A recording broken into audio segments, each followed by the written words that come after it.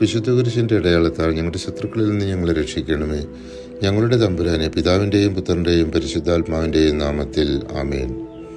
ഒരു ദിവസം വീട്ടിലെത്തിയ തോബിത്തിനോട് മകനായ തോബിയാസ് അവിടെ നടന്ന ഒരു കൊലപാതകത്തെക്കുറിച്ച് പറഞ്ഞപ്പോൾ തോബിത്ത് ഭക്ഷണം പോലും കഴിക്കാതെ ചന്തസ്ഥലത്ത് ഉപേക്ഷിച്ചിരുന്ന മൃതദേഹം സംസ്കരിക്കാനായി പോയി. തിരിച്ചു വരുന്ന വഴിയിൽ കുരുവികളുടെ ചുടുകാഷ്ടം ഇരുകണ്ണിലും വീണ് അവൻ അന്ധനായി. തോബിത്ത് ഹൃദയവേദിയോടെ ഇപ്രകാരം പ്രാർത്ഥിച്ചു: കർത്താവേ, അവിടുന്ന് നീതിമാനാണ്. അങ്ങയുടെ പ്രവൃത്തികളും അങ്ങയുടെ മാർഗങ്ങളും കാരുണ്യവും സത്യവും നിറഞ്ഞതാണ്. അങ്ങയുടെ വിധി എന്നും സത്യവും നീതിനിഷ്ഠവുമാണ്. എന്നെ ഓർക്കുകയും കാരുണ്യപൂർവ്വം കടാക്ഷിക്കുകയും ചെയ്യണമേ. എൻ്റെയും എൻ്റെ പിതാക്കന്മാരുടെയും പാപങ്ങൾക്കും ഞാൻ അറിയാതെ ചെയ്ത അപരാധങ്ങൾക്കും അങ്ങ് ശിക്ഷ നൽകരുതേ.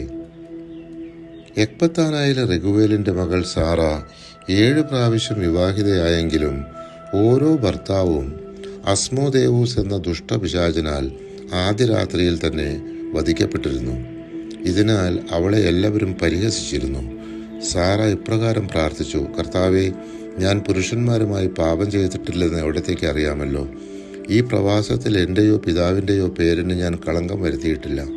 പിതാവിൻ്റെ ഏകജാതയാണ് ഞാൻ. അവകാശിയായി അവന് വേറെ മക്കളില്ല. എനിക്ക് ഭർത്താവാകാൻ അവന് ഉറ്റവരുടെ മകനോ ഇല്ല. എൻ്റെ 7 ഭർത്താക്കന്മാർ മരിച്ചു. ഇനി ഞാൻ എന്തിനു ജീവിക്കണം? ഞാൻ ജീവിക്കണമെന്നാണ് അവിടുത്തെ ഹിതമെങ്കിൽ എന്നെ കാരുണ്യപൂർവ്വം കടാക്ഷിക്കണമേ. ഇനി അധിക്ഷേപങ്ങൾ കേൾക്കാൻ ഇടവരാത്ത വിധം എനിക്ക് മാന്യത നൽകണമേ.